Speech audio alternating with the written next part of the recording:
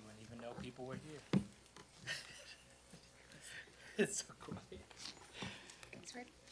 Good evening, everyone. Thank you for joining us this Thursday, August 22nd, 2024, for the Board of Education's business meeting. I'd like to ask everyone to please rise for the pledge. Pledge allegiance to the flag of the United States of America and to the republic for which it stands, one nation, under God, indivisible, with liberty and justice for all.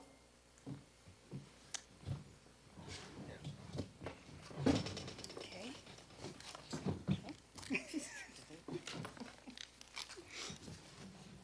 This evening, we have some special presentations, update on the district-wide safety plan to be presented by Dr. Vincent Leone, Coordinator of Funded Programs, Compliance, and Chief Information Officer, and Mr. Byron McCray, Director of School Safety.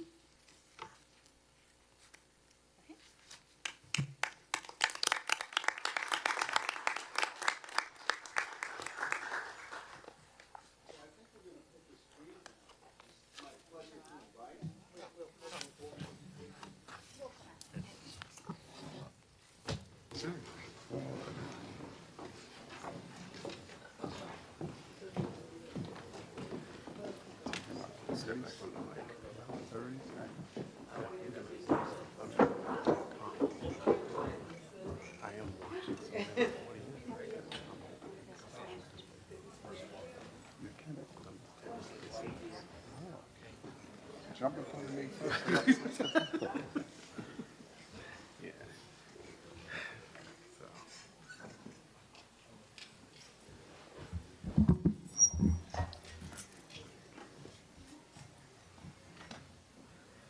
Candace, the screen comes down. So when the screen comes down,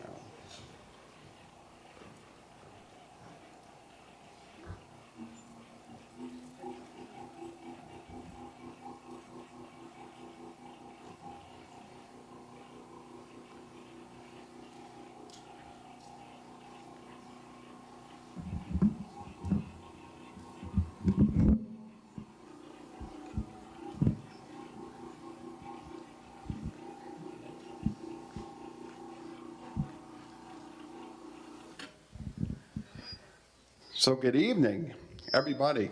It's like,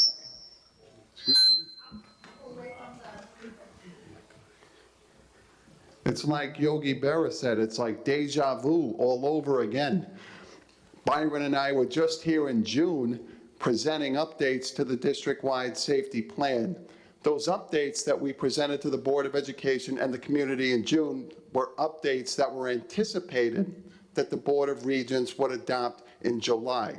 A couple of agenda items down are we're going to ask our Board of Education to approve the plan that was submitted. And that's required by law. We have to approve a safety plan by the first day of school every single year. At the July Regents meeting, the Regents adopted additional information, additional language, so we have to, no worries. So we have to update again our district-wide safety plan. And anytime you update the district-wide safety plan, you have to inform the Board of Education. We must inform the community. We have to give the community, once again, 30 days to comment on the changes that are proposed, and we will be doing so. So after tonight, the updated safety plan, which will include the new changes, will be posted to our website. The community will have 30 days to make public comment, and then it looks like we will be asking the Board of Education to reapprove the updated plan in October. So you may recall, thank you, Byron.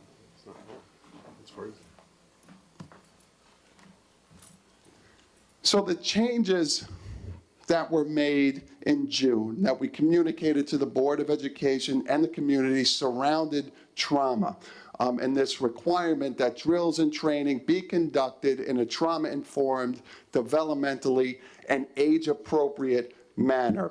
In addition to those trainings, if you look at the last bullet, the State Education Department requires that students and staff be informed when a school is conducting a drill. At the July Regents meeting, the Board of Regents decided that that did not go far enough. So the big change that we have to make to our safety plan now is that parents and persons in parental relation have to be notified of any emergency drill within 1 week of the drill taking place. In addition to that, there's some regulations that were added as well as parent notification. This notification will go out a week prior to the drill. Each drill will be conducted, will be given out a time and a date, and then the drill will be conducted. The parents have 1 week to notify the school district in writing, in detail, that they're requesting their students to opt out. Once we receive that opt-out, the students will be removed from the drill and does not have to participate in the drill. As well as opting out, we will reach out to the parents to verify that they are willing and really opting out, so the students don't do it themselves and send us a notification. So we will verify all opt-outs. And that is it. Those are the essence of the new changes that the Board of Regents approved in July. Those changes were not included in the plan that we submitted to the Board of Education for approval in June, so they are added now. And those are the two changes that we will be adding, and that there will be a 30-day public comment period for. So are there any questions about this new requirement for parental notification? Brandon?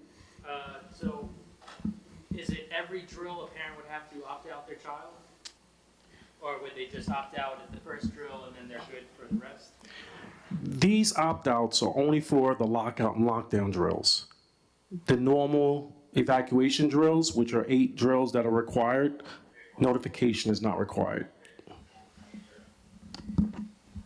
Please, Brandon. Next question. Who do they address the letter to? Like, who does the student give the letter to? The letter will go to the administrator in the building or to school safety. But we requested it goes to the administrator in the building because they're going to be conducting the drills. So, like, the parents will write the letter, kid brings it to school, brings it to their homeroom teacher, and then it goes to admin, or? They can bring it to the homeroom teacher or they can bring it to admin, but I'd request that the opt-out letters go to the administrators in the building, but it can go through the teachers. If it goes to the teachers, then it'll go to us, and then we'll verify that the letters are authentic. Go ahead. So if a child opts out, where do they go during these drills? Well, it depends on how many students opt out, but we will create a classroom or an area where they can opt out. They may go into the auditorium, they may go into a classroom that's not being used, so they're excused from the drill. So who's ever, like the teachers are supposed to be involved in these drills?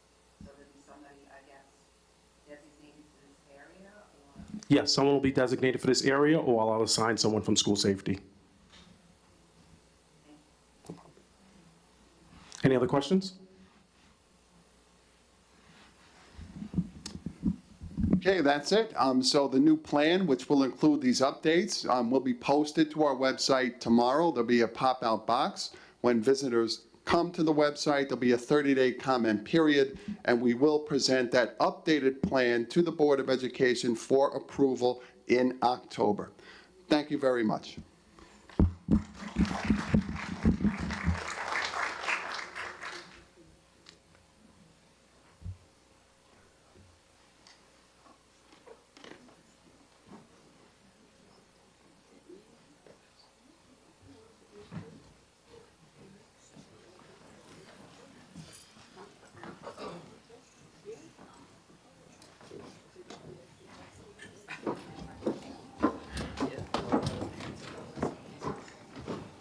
We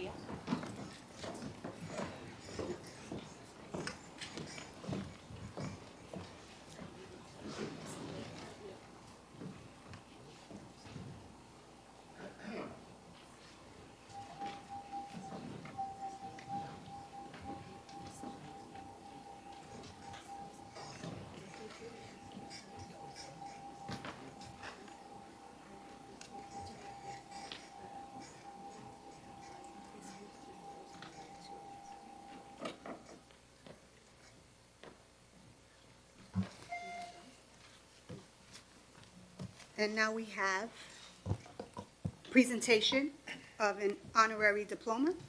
Wanda? Good evening, everyone. Is this on? No? Yes. So good evening. Can you hear me? Yes? Excellent. No? Is this on? It's a little low. Is it slow? Okay, so good evening again. Tonight here is another special occasion that we're going to celebrate here in Brentwood. Is Kenneth O'Brien here? Can you please stand up, Kenneth?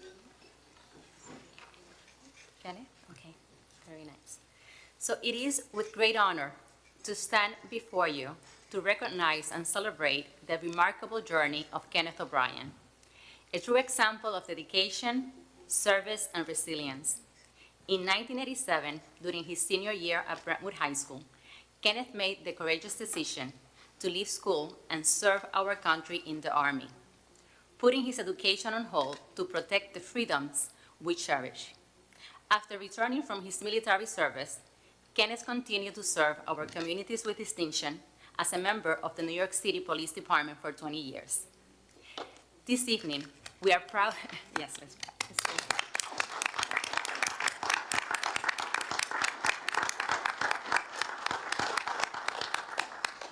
This evening, we are proud to grant Kenneth the honorary diploma he rightfully deserved, acknowledging not only his path of service, but also his commitment to our nation and our communities.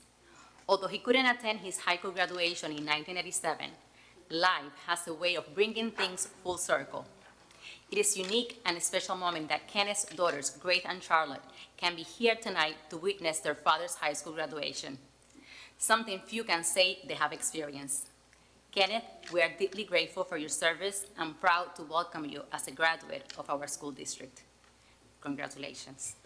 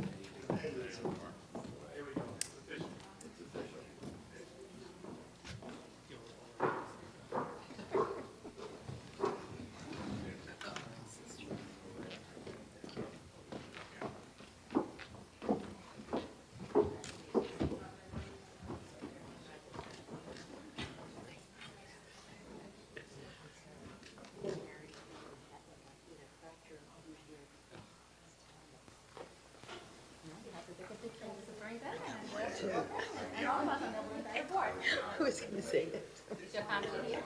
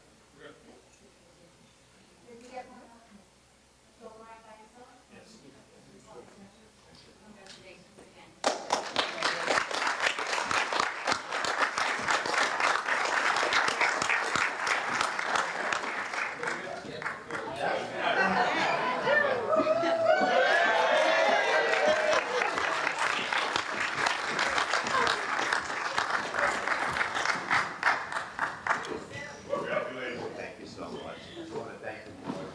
Thank you very much. Such an honor. Thank you all for being here tonight to share this special event with me. And you'll always be in my heart, and Brentwood Schools will always be in my heart, even to this day, this night. What you guys are doing here is absolutely amazing. Thank you. Amazing. You guys should be proud of yourselves. And I'd love to give the school board a round of applause.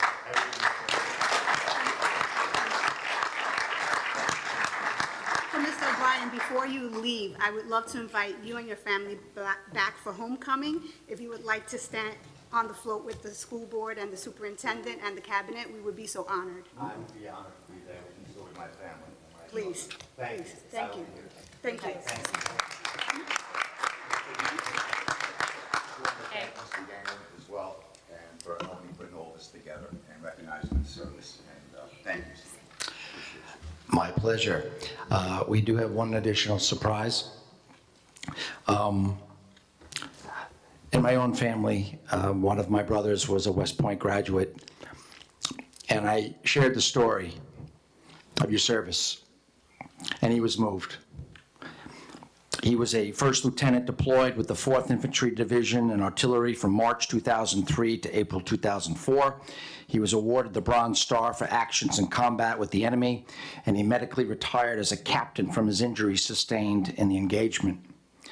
One of the things that he has taken on has been woodworking, not only for therapy, but to also as a means to give back and to honor the service and sacrifice so many of our service people have done for our country. And so it's with great pleasure that you have a one-of-a-kind flag that he'd like to present to Kenneth S. O'Brien in memory of also being our very first recipient of New York State's Operation Recognition. And so this is a first for Brentwood. We're one of a handful in New York State. It is great for you and your family. It is great for the Brentwood community. Congratulations.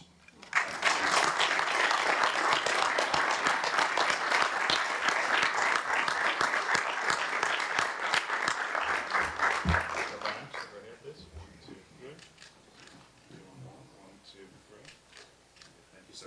Thank you. Thank you very much. I have no words, but I'm happy to be the first, not for Brentwood. There you go. That's right.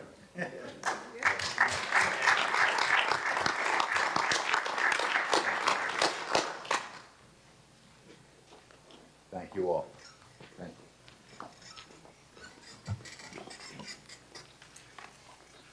Do we have any questions on agenda items only? Yes. You want to come to the podium, or you rather sit, Andy? Okay, can somebody give Andy a mic, please? All right, first question. Sure. Gotta put the glasses on. Wait, I put my phone down. One second, she's gotta put my phone back on before she leaves. Okay, because I shut it off when it kept ringing.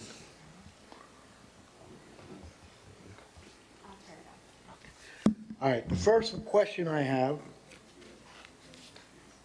is,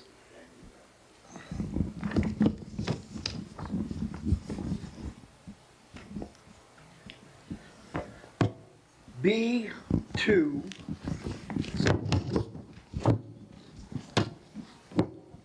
B2, all right, thank you. B2E.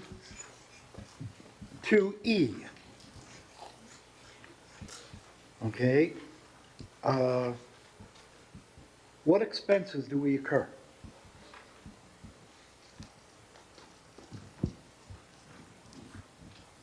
What do you mean? The board members? B2E, it looks like. Yeah, ours is attendance at traditional meetings by Board of Education and officers of the board. Can you just read what you have in front of you, sir? Oh, I'm sorry. It's okay. Be it resolved that the Board of Education approves membership in and attendance by board members and officers at such meetings at which an expense is incurred by the district as defined by Board Policy 8230.2. We will be able to get you that information. I don't have that cost here, Okay, Andy, but I can get that for you tomorrow. and then the next one. Thank you, buddy. Because I'm kind of like, So you just want the cost, or do you want it broken down, Andy? What do you, I don't care. I just want to know that we're not wasting money on something that, will go for things like in the past. We're not We're- eating lobster, I assure you. I'm sorry? We're not eating lobster, I assure you. No, no, no.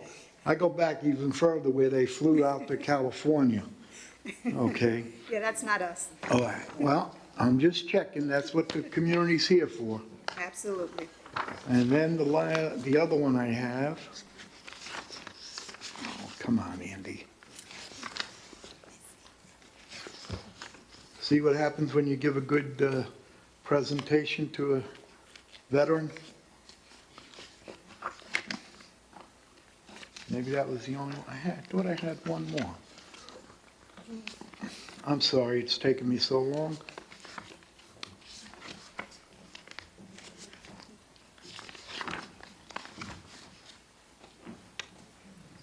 All right, you know what I'll do?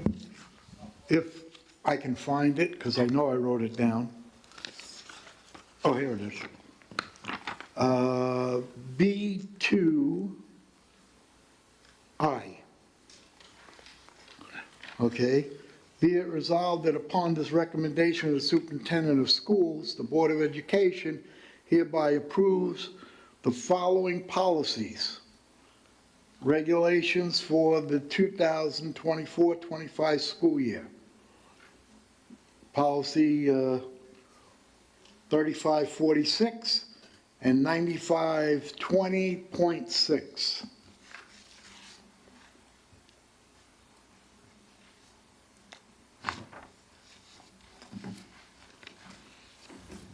That's all it says. It says school lunch policy and lactation policy. Oh, yeah, I'm sorry. Yeah, what's the question, Andy? What's the school policies that we're changing? What is the change? School lunch policy is something that we have to have reviewed every year. We have to do certain calculations for free and reduced price lunch. Now that we're CEP, where everybody eats, for free, both breakfast and lunch, it really makes no difference, but we're still required to do that. The lactation policy, there was a change in the law that we just changed the policy a little bit to comply with that about paid time off versus unpaid time off. Okay. Just wanted to know. That's it. Till the end. Thank you, Andy. Are there any other questions on agenda items only? Okay. Be it resolved that the following items be approved, B1A through B1M. I need a motion. Motion. Motion by Brandon Garcia. I need a second. Second. Second by Maria Malave. All in favor? Aye. Opposed? Abstentions? So moved. Be it resolved that the following items be approved, B2A through B2FF.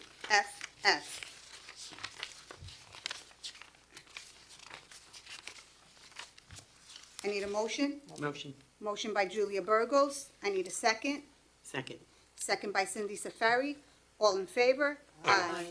Noes? Abstentions? So moved.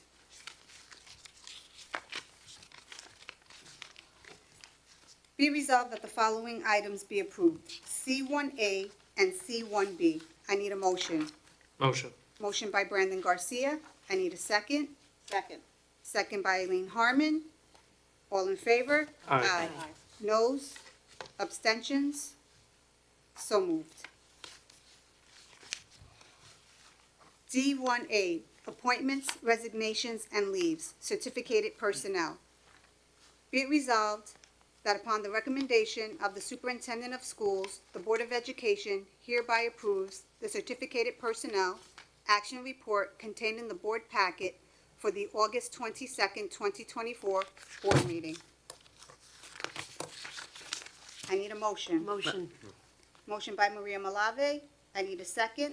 Second. Second by Cindy Safari. All in favor? Aye. Aye. Noes? Abstentions? So moved. D1B, be it resolved that upon the recommendation of the superintendent of schools, the Board of Education hereby approves the non-certificated personnel action report contained in the board packet for for the August 22nd, 2024 board meeting. I need a motion. Motion. Motion by Brandon Garcia. All in favor? I'm sorry, I need a second. Second. Second by Julia Burgos. All in favor? Aye. Noes? Abstentions? So moved. D1C, Administrative Table of Organization, Assistant Principal, Secondary.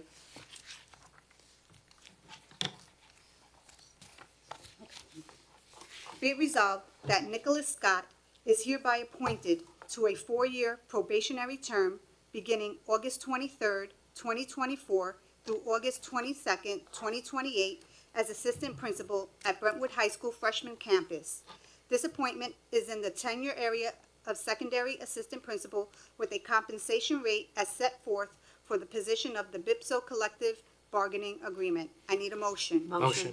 Motion by Brandon Garcia, I need a second. Second. Second by Maria Malave, all in favor? Aye. Noes, abstentions, so moved. Congratulations, Mrs. Scott.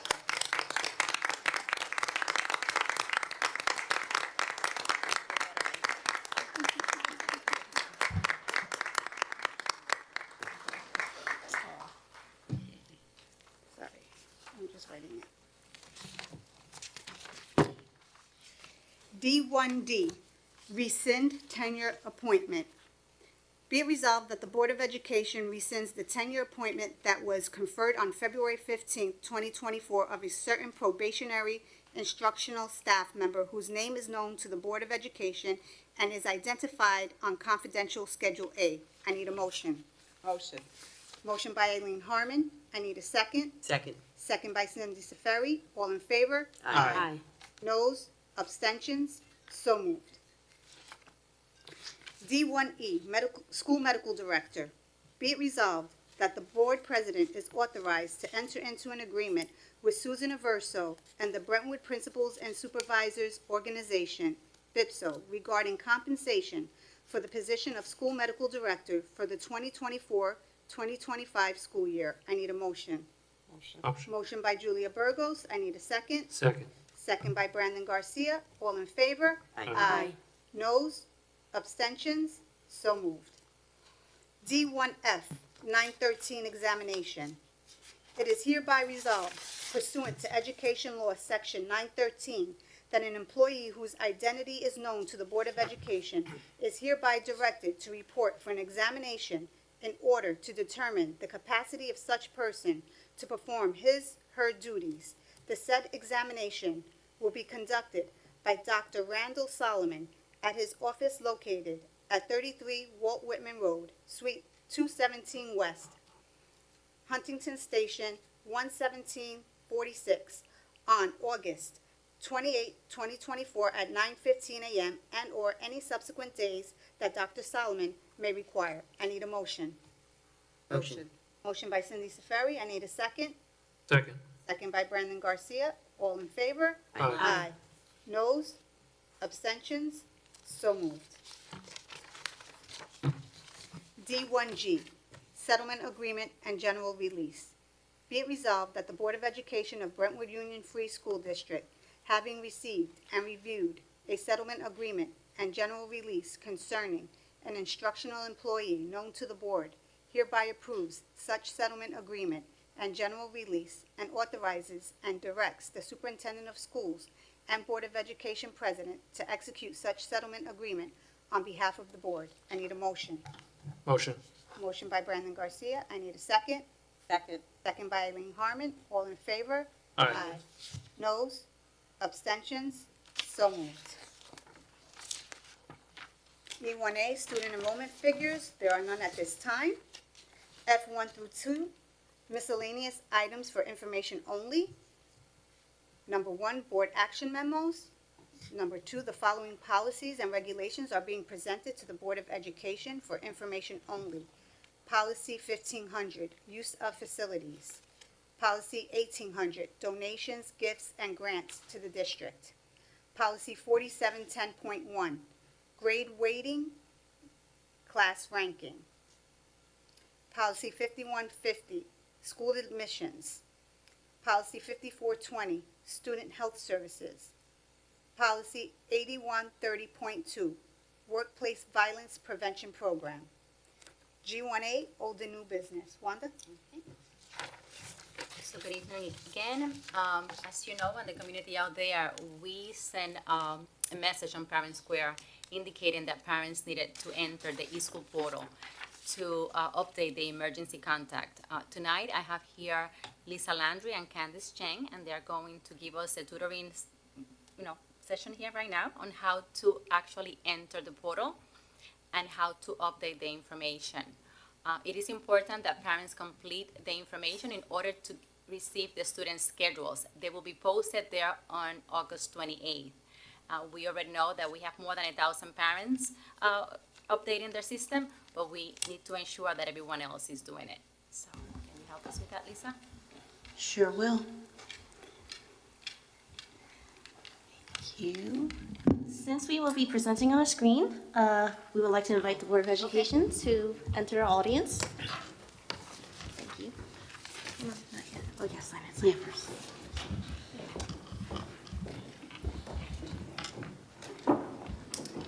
And then proxy login, and then I'll do the share.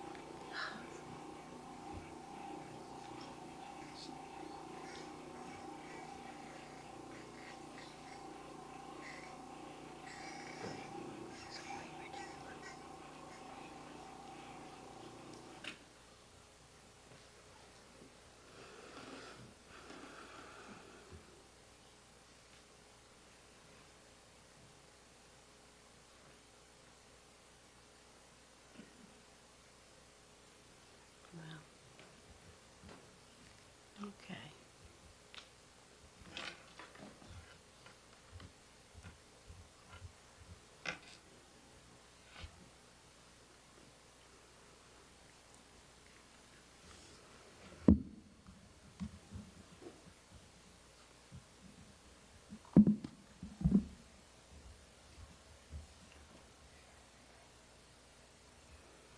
We just want to let everyone know that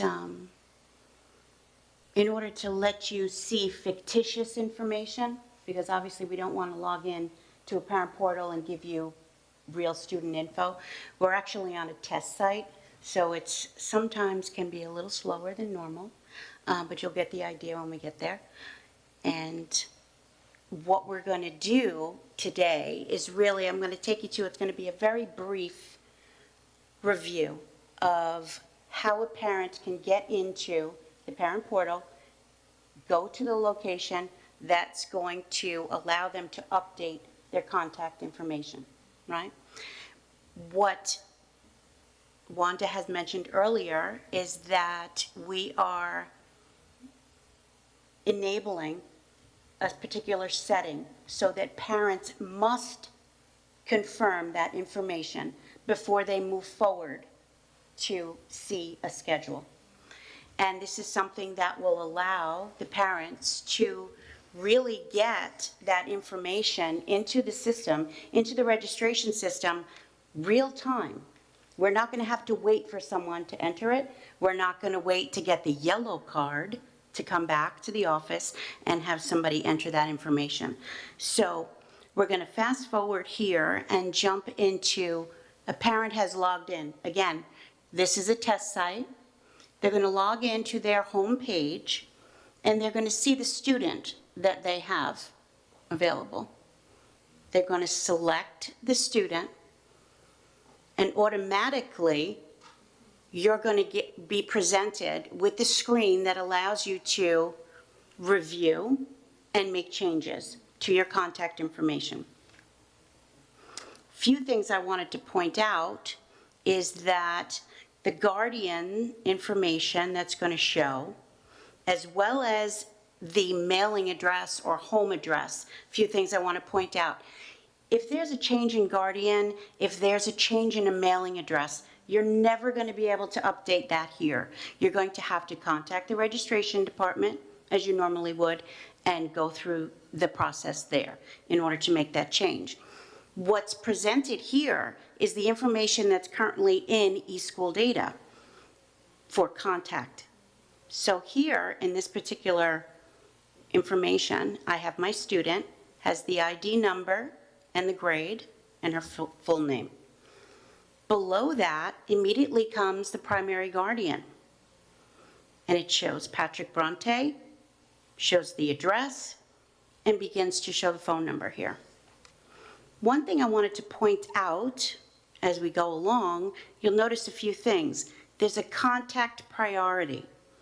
And someone could say, what does that mean? That means that is the number, that is your number that you're going to get contacted in a number order, 1, 2, 3, 4. Right now, it shows that this parent is the 4th person to be contacted. Not sure that that's correct. So we're going to just open up that drop down, change it to 1, because this guardian wants to be the first to be contacted. My phone number looks fine. Everything is good here. So if I needed to add a phone number, I would just go to that green plus and just open up, click on it. It opens up another field. I can just go there and enter a number and save. But in this case, I'm not going to do that. If I want to remove something, say I made a mistake, I can do that as well. Yes, I want to get rid of it. What I wanted to point out is I know we had a few questions on emergency contact information, and I'm sorry, I don't want to skip this. Email address, here's the primary email address. We know that it is very common to change your email addresses a lot. So if this is no longer in effect, you're going to go here, do your green plus sign, and enter a new one, if that's the case. And then you're going to make that primary as well. I'm going to remove that because we're not going to save that. And just go down to emergency contact. This is the emergency contact that's shown. Notice contact priority is a 3. In this case, if there was just one guardian and then another emergency contact, I might want to just change this to 2. Shows the relationship is the babysitter. One thing I wanted to point out as well, child pickup. There's a checkoff box here. Is this person allowed to pick up your child? If yes, then you can check it. All right? And you're going to scroll down a little bit more. You could add additional. This question came up. I can't add an emergency contact. Yes, you can. You just go to your green plus. Always look for the green plus sign, and you click on it, and you'll be able to open up some fields and add another person. Okay? So I'm going to remove that. Yes, you always get a prompt before it deletes anything. Also can add physician information if need be, or employer information. Not necessary, but the fields are there. And basically, you're going to review this. Everything looks fine. Oh, primary guardian does not have child pickup. I'm going to select that. Scroll down to the bottom. And all I'm going to do is verify.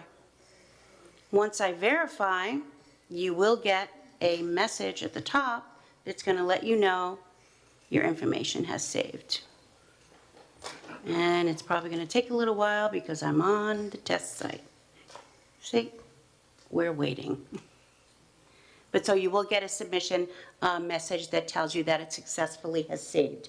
And again, the benefit for this is there we go, you are verified successfully.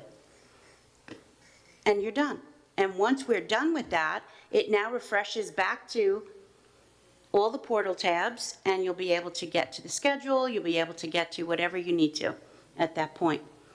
And that's basically it. I wanted to just mention that it's very straightforward, and really just a matter of getting used to reviewing it and saving it, and it would automatically go in to the registration system, and your information is there. And I think we also have some additional help for the parents that might need some, right, Candace? Yes. So, if any parent is having trouble with this process, the parent can call our IT hotline during the hours of between 9 a.m. and 3 p.m., and we will gladly help you out over the phone. But I will also show you where you can get help on our website. So if you go to www.bfsd.org/parenttech, you will find a lot of guides for the various platforms that the district uses. We have put our 2024-2025 back to school technology checklist on there, which I will go over in a second.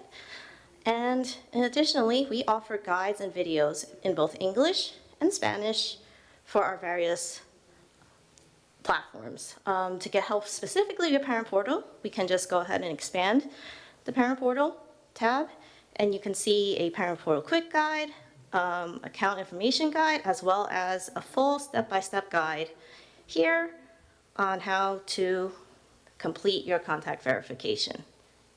Okay. All right. Additionally, I'd like to highlight that we have published a back-to-school technology checklist to make it easier for parents to get those laptops up and running and ready for school. So basically, we are asking all parents to just review our Windows Update 11 guide so that we can get all the laptops on the latest and greatest operating system that there is. This year, we have partnered with, I always cannot pronounce this properly, Security, to provide laptop insurance for our parents. $23.95 will cover you for 1 year from date of purchase, and you can protect your child's laptop from accidental damage, loss, and theft. There's a link right here that you can use to sign up, and it will prompt you for the various languages that you might be able to read in the district. We highly encourage parents to get this insurance, because if you get this insurance, it'll make sure that your child will have a laptop in their hands faster should something go wrong.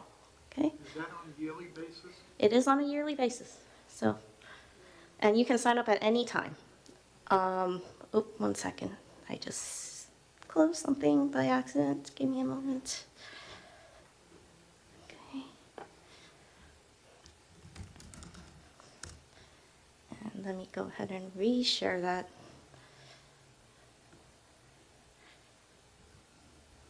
Okay. Additionally, we always like to help our kids get back into the swing of things, so our recommendation is that you go over your school preparedness plan with your child. It's always best to have a spot in the house in which your child knows that this is where I plug my laptop in every night, and this is where I go every morning to pack that laptop and take the charger and pack it so that we're ready for school. Okay? And of course, as always, everything is in Spanish too. Right? Thank you.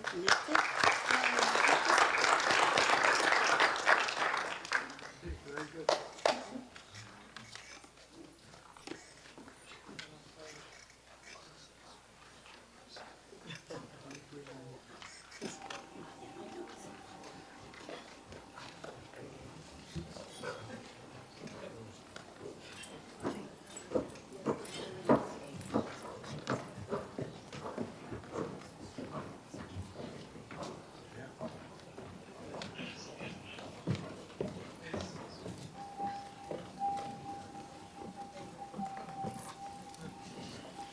Thank you very much, Lisa and Candice, for your presentation. Thank you, thank you.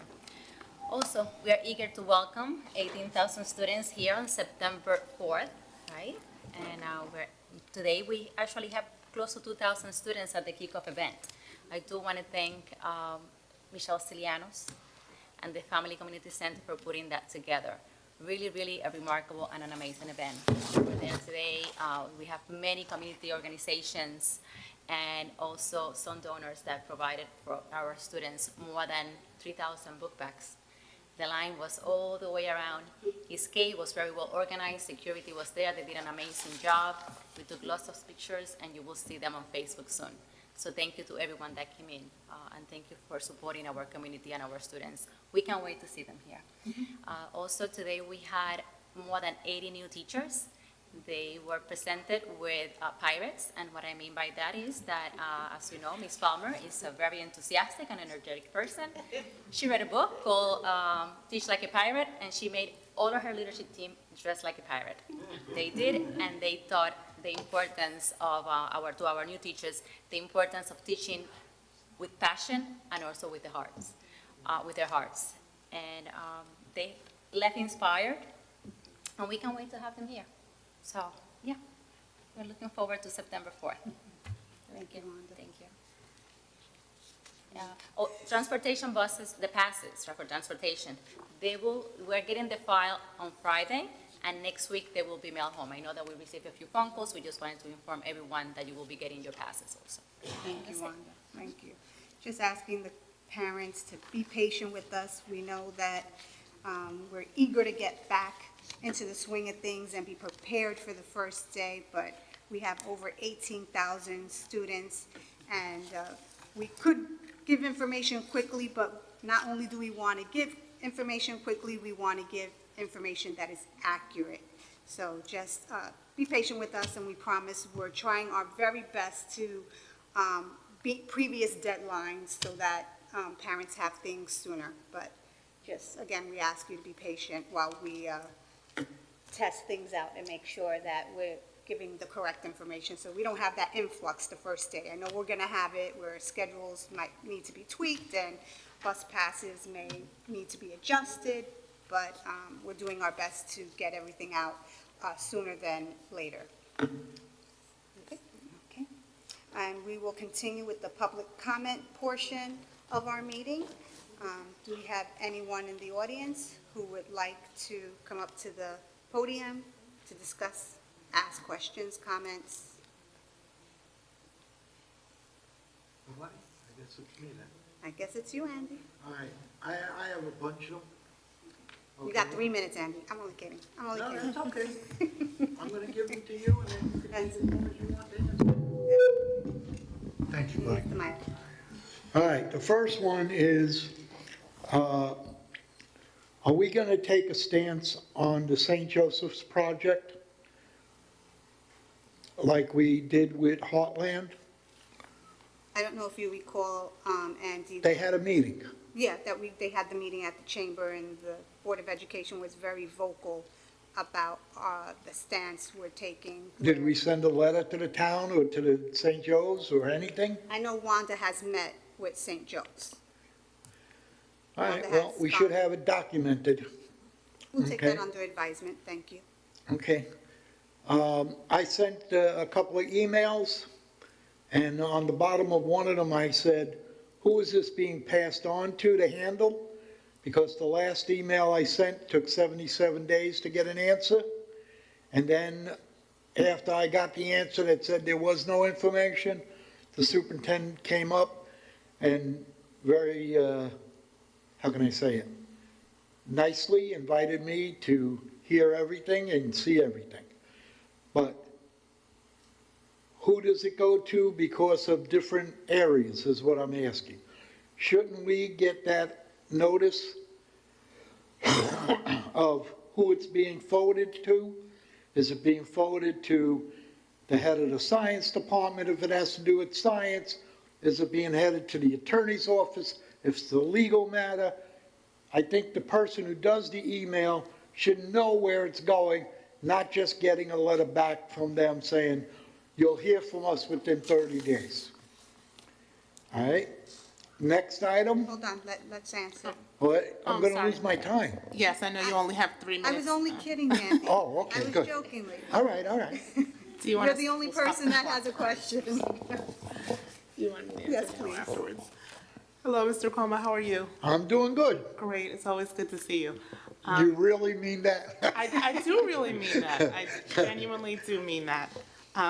You raised a good question about the FOIL request. And you know the process for the FOIL is that you send the request to the district clerk. She sends you an acknowledgement letter letting you know that it has been Correct. received.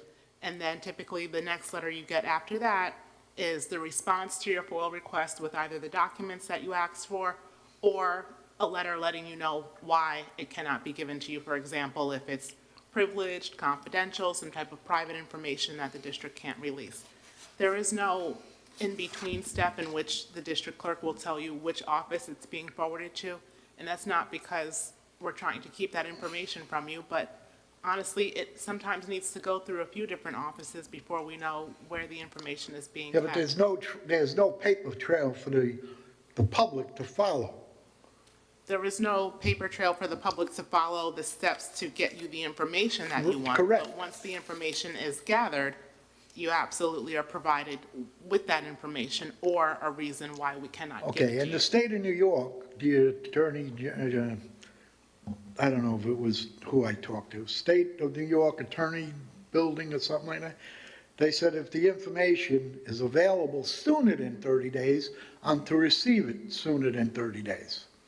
That's right. So It's we not a have, requirement that the district has to wait. no, it's not a requirement. We're allowed up to usually 20 days in the first instance to respond. And then if it happens to be a large FOIL request, we've honestly had FOILs that have thousands of pages of responsive documents. Certainly that cannot be done within 20 Well, days. you'll and never we can get one of request- those from me because I don't like reading that much. Well, I hope not. In those instances, we will tell you that we're extending the time period because we need to gather the documents. But to go back to your original point about it not needing to take the maximum number of days, that's absolutely correct. And I know off the top of my head that there are many, many FOIL requests where the district clerk has responded within a day, a week, 10 days, certainly sometime before the 20-day time period. If the information is readily available, she gives it to you as soon as she gets it. Okay, because for the last time, and again, I praise Wanda, okay, it was 77 days before I got a notice that you had no information. And then within 10 days, I get a call from Wanda and we have a meeting and everything is good, okay? Next question, have we made a decision on our athletic director? No, not yet. So we're going to still stay with Mr. O'Reilly until then? Correct. Good. Okay. Again, I talked with the state about our logo, mascot, whatever you want to call it. The Brentwood School District does not have to have one. There is no law that says a district has to have a logo. So I'm saying, call ourselves Brentwood. Spartans, I just met with someone about 3 days ago, a history teacher from CW Post, didn't speak very highly of Spartans. Just to give you a name, that they used to kill babies, okay, that were so-called mentally challenged, I guess we would call it today. But in those days, they just, boom, hit them over the head with a brick or a rock. All right? Robocalls. Okay, I got a robocall about this thing, and I appreciate it because I always ask for robocalls. Why can't, if we do a robocall for this program that Dr. Leone just said to the parents about this, instead of asking them to write here's a robocall, this is the date we're doing this, if you want, opt out, contact us. All right? Next item, this is for Stacy, my friend Stacy. The 2395 for that the presentation was just given. I know this is going to sound crazy. Why can't we add that in the budget on every, I mean, it's a yearly $23. It is a yearly $23.95. If you multiply that by 18,000, it does add up. Yeah, but you're also getting businesses to contribute, okay? Which then takes the money away from the family having to come up with $23. It might come down to $12. Or something, you know what I'm trying to say? I'm trying to bring the cost for for the person who has a child in school. All right?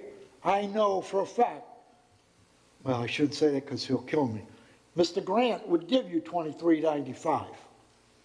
Okay? But if it's in his tax bill, okay, he won't even know it. All right? I don't have a child, but I could afford $23.95. And this all brings the cost for the regular parent. All right? The parent of the child who has that program down significantly. It might even go as low as $4 or $5 for the year because it's incorporated in their tax bill. And if they're renters, it's incorporated in the landlord's bill. So it's just a thought. You know, you might want to check it out because I know there's a few people that $23.95 is make or break. All right? Okay, I'm almost there. All right?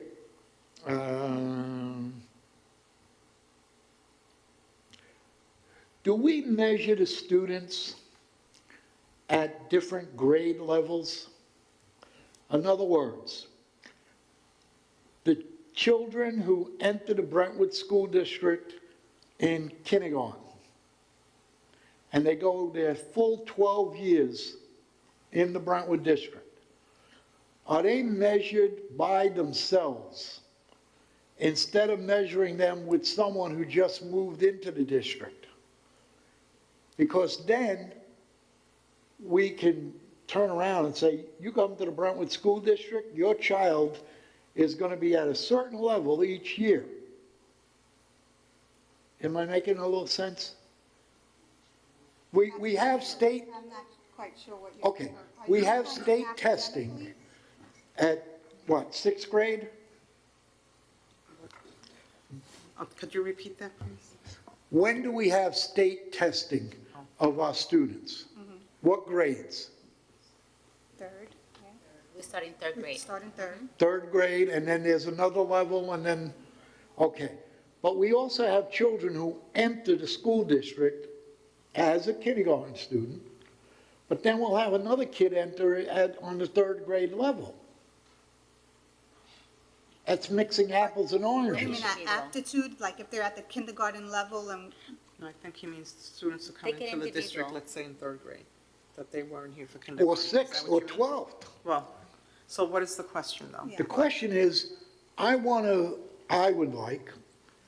see how our children who get a full Brentwood education ends up, As compared to students who come into. who the come in district. 9th grade. Because that 9th grade student is still being measured against the other kids who benefited our education the whole time. Yes, yeah, at this time, we don't have that kind of report, but that is something that we can definitely run. The Office of Funded Programs is always running reports of that kind. Yeah, because I think the Yes. public's got to know that. And I don't mean the public in Brentwood. I mean the public out in the world. Because everybody, and I'm telling all the alumni, I could see that there's all alumni here, all right? We know we always get a bad rap. Oh, you go to Brentwood schools? There's nothing wrong with Brentwood schools. Okay? Our kids get a good education, and the ones that get educated from kindergarten up get the best education in the county. And we have programs that can help them. And if they need help, we have other programs that can help them. But unless we get our message out there, It is out there, Andy. Do you know, well, all I see is Newsday, and Newsday is a piece of garbage newspaper, yes. okay? All right? One of the other things I saw. Mr. Como? Yes. I'm so sorry to interrupt. I just want to make sure for any parents or community members who may be concerned about this discussion, you're absolutely talking about generalized data, not any data that would identify a Not particular personal data. student, No, no, no, family, no. or anyone in particular. is So I our- just want everyone to rest Correct. assured that no individual student data would ever be No, I don't released want to you or anyone else in the individuals. community that I want to doesn't know have if I access. have 35, I'll go a little higher. If we have 150 kids who entered in kindergarten and now they're in sixth grade, all right, we lost the other 600 or whatever because they moved, their home life is different or whatever. I want to know what is our improvement for those kids that remain with us, because that's a true measurement. Okay? I don't want to measure a kid from Brentwood, K through 12, or K through 10, and then a kid who comes here from a different country, let's say, and they're mixed in with that number. That brings our numbers down. All right? It's just a thought. I hear you, and I apologize for those who already know this information, but not everyone does. Even within that generalized data of kids who may have moved to the district later, we are not going to be segregating data regarding immigrant students or new entrants to the country. You're I know missing- you mentioned, I totally get it. I just want to make sure everyone understands the point you're making, Mr. Como. Oh, We're okay, not go going ahead. to be I'm separating sorry. out children who may be coming from another No. country. I know you raised that as just an example, but I think it's important for everyone to know that we are not And going that to be data, making those distinctions. if we did this, my mind is moving. That data will help us for the kid who moves here in third grade and see how much they improve to catch up to the ones who are here from kindergarten. All right? Because I don't want them just moving along at the same pace. They might have to excel to catch up to us. You All follow? those are taken into consideration, Andy. Okay. Okay, so, I'm we just don't leave making a any point. student behind. we give services when needed. I'm We're just the making a best. point. And I will say this, I had a child in special education. Right. And this was my first experience with a special needs child. I had 3 older children, general education, my son's high-functioning autistic. At that time, they called it PDD, pervasive development disorder, right? What did I know about this? Nothing, Nothing. absolutely nothing, right? I came into the district, they tested him, they placed him. He was at East Kindergarten for UPK. He needed more services. They shipped him, I don't want to say shipped him, they transported him back and forth to Sayville. One of the best things that the district had ever done for my son was send him to the Leeway School, because they knew, this district knew he needed more than What they he could needed, provide. right. Right? Brought him back, they retest every so often. Every 3 years, they have to retest to make sure the child is receiving accurate and proper services. I'm still a new mom to this. I'm not quite sure what they're giving is accurate as a Brentwood mom. I go and I get outside testing done. You know what the person said to me? This district is doing everything right by your son. There's so many other districts that I have to go and fight with a battle axe. If I Yes, thought but that excuse me. I'm gonna if I- put a excuse but me, in Let me there. finish. If I thought, the doctor said if I thought this district was not doing the right thing, I'd be in front line and center with my battle axe. So, am I confident that we get it probably 99.8% right? Absolutely.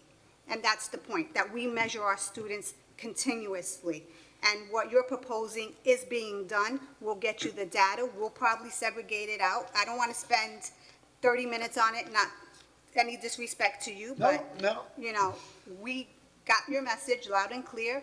We'll work with Dr. Leone, the superintendent, and whoever else we need to pull into the fold, we'll do so. And when that information, it may take some time, but once we have that information, we'll be glad to present it to the community and to yourself. Okay. And Andy, I want to let you know that in June, when I presented the top 20 students, the 10 from Ross and 10 for Sunderland, for the most part, I think 90% they started school here in kindergarten. So you know that our teachers and parents are doing an amazing job with our kids. Okay, but the question, the point I'm trying to bring, there might be that parent, okay, who is not as intense as you are, okay? They might, my kid is going to school, what is his What is his grade? Is he catching up to people? Yes, he's learning on his level, but he's 15 and he's learning on a ninth grade level. And we have safeguards. The district is a Okay. different place than it was many years ago. So we're putting policies and procedures in place to catch our students, right? There's all these PDs, development classes for our teachers. Everyone's always being trained in our district to look for signals, signs, where we can catch our students, whether it's delayed reading, comprehension, even literacy, math literacy, all of it, you know. There's always room for improvement, but I think we're in That's all I'm bringing up. a pretty good place right now. And I think we have everyone in place in the cabinet, leaders in the district, on the board, administrative team, that is the goal. That is, student success is the goal. No matter how we have to get there, what we have to do to get there, we're all committed to that goal. And my last one is, did we decide on anything with that building on Brentwood Road? Not as of yet. There's discussion, and I don't really want to say because that can change. There's some discussion about what will happen. We just, the ink is still not dry, right? We just signed. So, and as you can see, there's so much happening in the district right now. We're trying to get ready for the new school year, but it is on the agenda for the board and the administrative team to kind of come together to figure out what I'm just the use will asking be. questions as a No, taxpayer. and believe me, it's questions we ask ourselves. You might ask yourself, but you don't ask it so that the public knows that you asked it. Because otherwise, I wouldn't have to ask the question. What are you talking about, Andy? Just what you said. You said these are questions that we ask ourselves. Wait, ourselves, Correct, and I'm saying to you, you gotta let the public know that you're asking those questions. This way, a person like me doesn't have to ask you the question. well, anybody can ask any question. There's nothing wrong with asking the question. That's what I'm doing. Right, exactly. But we have conversation. We haven't had it in public yet because, again, as I said, there is construction all over the district. And the priority is settling that so we're prepared to receive our students and staff on September 4th. When the time arises, we will bring it to the public what some of the options are, what we're considering doing. We don't do anything here by ourselves. We know we are accountable to the community at all times. We don't take it for granted, and it's noted. And, quite honestly, you don't have to remind us of it. We know it. We live here too. Our taxpayers' dollars are hard at work here as well, and we don't take that lightly. Any other questions from the community?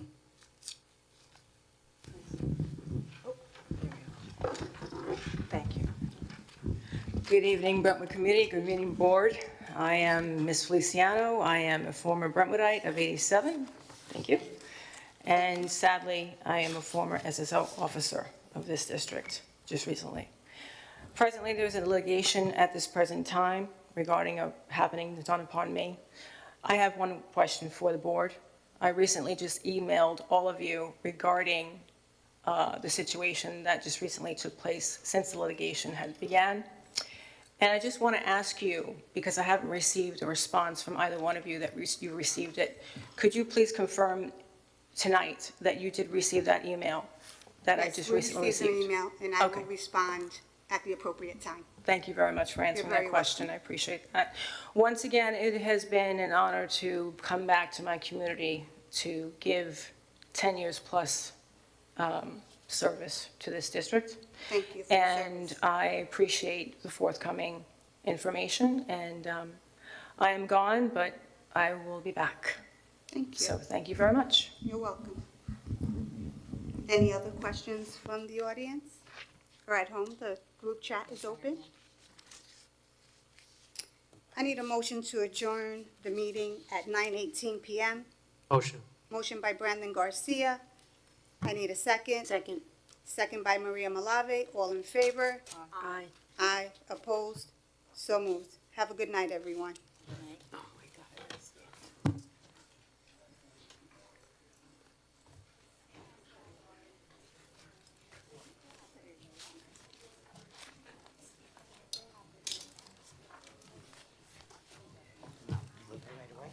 Not yet?